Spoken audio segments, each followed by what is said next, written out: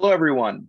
I'm Dave Toya. I'm your instructor for the course, and I am overjoyed to be joined today by Jim Dimond, who's a faculty member of the School of Education. Jim has a deep background in game design and learning design, and he was also one of the progenitors of this course that you're taking. So I'm absolutely overjoyed to have Jim here with us today. As promised, what we're going to be doing is we're going to be covering some of the readings for this week's session. And Jim is going to be talking to us about learning mechanics and assessment mechanics for game learning. This is the Plass, Fry, Homer, and Perlin article that was assigned for this week. Jim, thanks so much for joining us. Really appreciate it. Thanks for having me. Nice to be with you.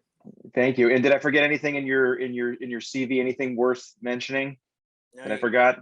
Perfect. Okay. Thank you. Excellent. So what I've done is I sent Jim a list of pertinent questions to kind of cover what we felt were some of the key points in this article.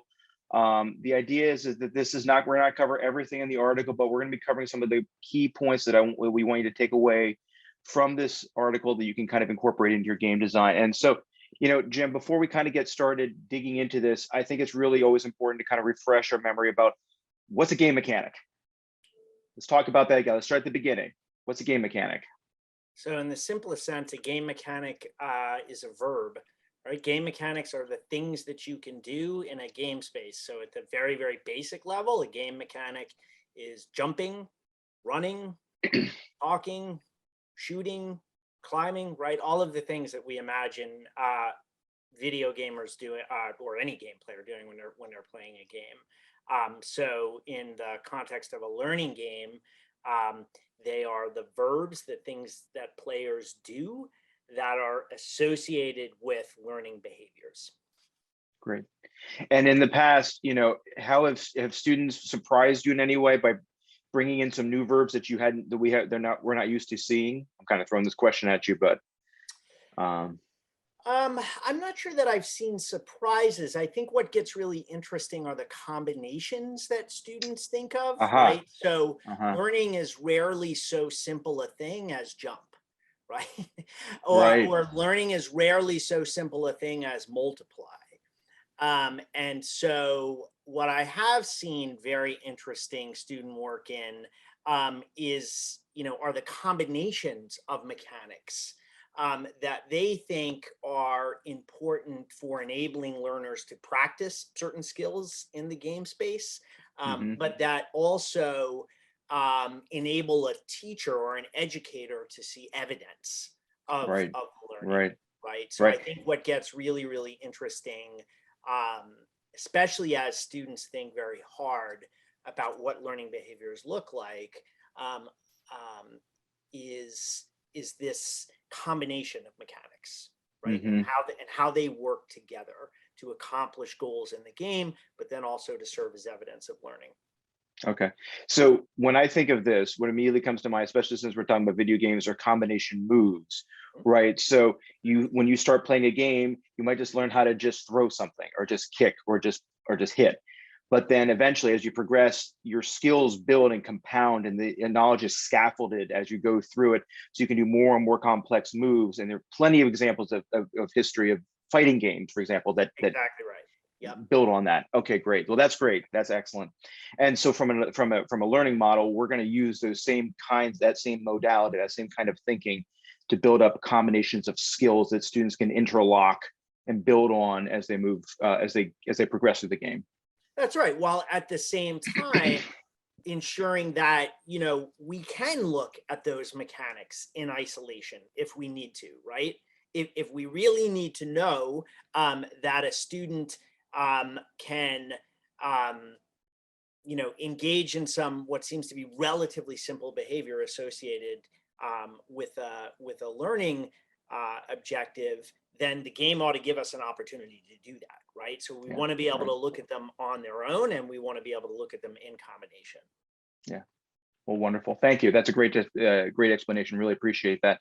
So now, in this in this article, one of the things they talk about is this notion of procedural rhetoric, which we've talked about, the Bogos piece, and how that fits into procedural authorship. And that's like, we're talking about some really big concept stuff here. And can you help us unpack how those two things work together?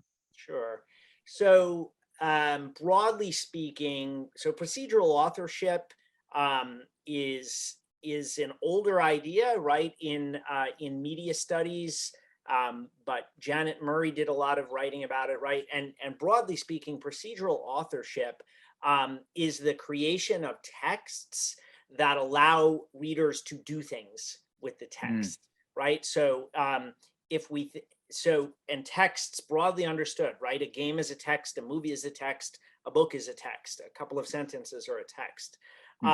But in procedural authorship, the texts are such that the creator of the text are somehow enabling the reader or consumer of the text to do something with it such that the text changes. So if you think back to way back, think about very basic text games. Yeah. Like games like Zork. Right. That's a very basic text, right? But you could do things at certain moments in the text. And so that's procedurality, right? That's a text that comes with procedures. Players or readers can do things, and the text is configured such that something will happen, right? Which is different from when you read a book or watch a movie. We're always interpreting, right? We make our own meaning of any text with which we engage. But procedurality makes it such that the text itself can change. Does that make sense? Yeah, it does. And you know what, it always reminds me, I'm gonna go back one step even further than that. And that reminds me of choose your own adventure books. That's And right. maybe our students may or may not be familiar with this, but back in the day, there was a whole genre of books that came out of choose your own adventure where you would read a narrative and then you would come to a decision point and you would decide, do you go left down the tunnel or do you swim across the lake or whatever the choice is.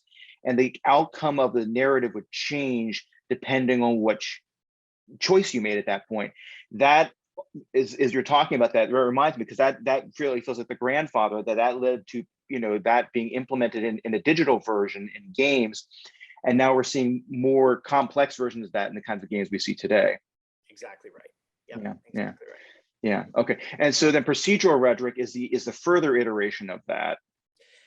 Yeah. So procedural rhetoric is sort of a part of that family, right? So you've read Bogost, and in a nutshell, the idea is that games can embody arguments about systems, right? Or they can make arguments about systems. And well, how do they do that?